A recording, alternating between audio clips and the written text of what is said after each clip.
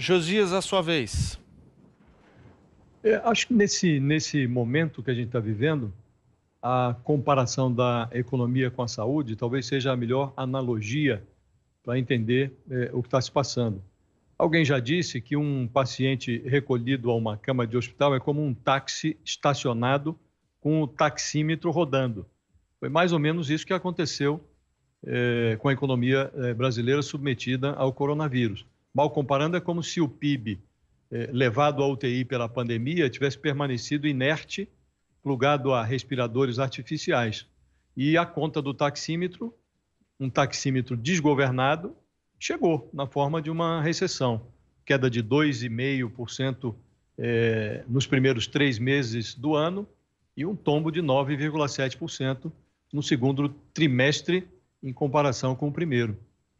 Um paciente prostrado na UTI, ele perde mobilidade. Quando ele se move, é por meio de algum espasmo, uma contração localizada num músculo periférico. O tronco da economia brasileira, representado pelo setor de serviços, foi o que mais sofreu.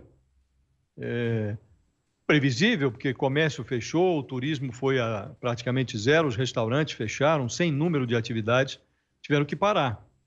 O tombo nesse setor foi de 11,9% no segundo trimestre, em comparação com o mesmo período do ano passado.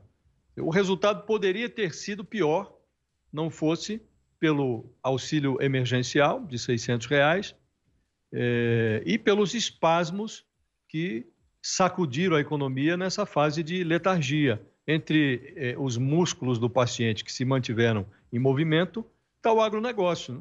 Mesmo com a pandemia, a agropecuária brasileira cresceu mais de 1%. Numa conta que inclui todo o primeiro semestre, o crescimento do setor foi de 1,6%. E o grande responsável por isso, por esse bom desempenho do agronegócio, foi a China, que continuou comprando alimentos do Brasil, grãos e carnes. E isso se deu também em relação aos minérios. A boa notícia é que a economia já foi transferida da UTI para a enfermaria. Então, as atividades estão sendo retomadas. Estima-se que o crescimento será positivo nos últimos trimestres do ano. O ministro Paulo Guedes comentou essa conjuntura, a meu ver, num tom inadequado. Ele se refere a esse desabamento do PIB com um barulho de um raio que caiu lá atrás. Primeiro, não é tão lá atrás assim, né? E ele trata a encrenca como coisa absolutamente do passado. Isso é um impacto lá atrás, nós estamos decolando em V. De novo, ele vem com essa história de decolagem em V. Quem der ouvidos ao ministro da Economia se arrisca a fazer papel de bobo. A economia deve deixar o fundo do poço, mas a subida vai ser lenta, sofrida. O paciente vai ter que fazer muita fisioterapia para conseguir escalar até a borda do poço.